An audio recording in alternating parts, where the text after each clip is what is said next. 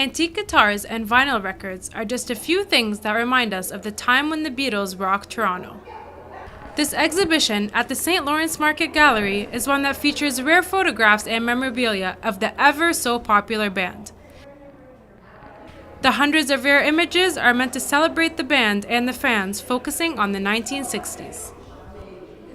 I just think that, well, it's comprehensive. The board goes through 1950 to 66. I read it all. It's very reminiscent. I mean, it's very nostalgic for me to look at all of this. I completely lived through it all. I can remember so much of it, so it brings back my youth.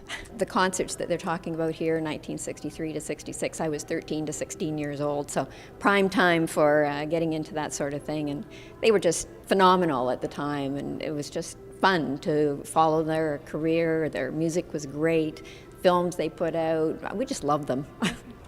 The map gives an overview of where the music scene developed in the city, while a fully furnished rec room modeled after a 1960s Don Mills home showcases the style of living at that time. Nadine Zavransky, a Toronto resident, recalls the popularity of the Beatles in Toronto.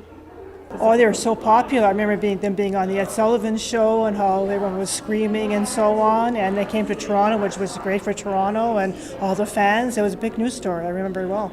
I remember the old album covers, and I've been downloading the album covers now, and on my iPad and so on, and it's great to go back in time, see how young they looked and how revolutionary the haircuts were at that time, and so on. It was great.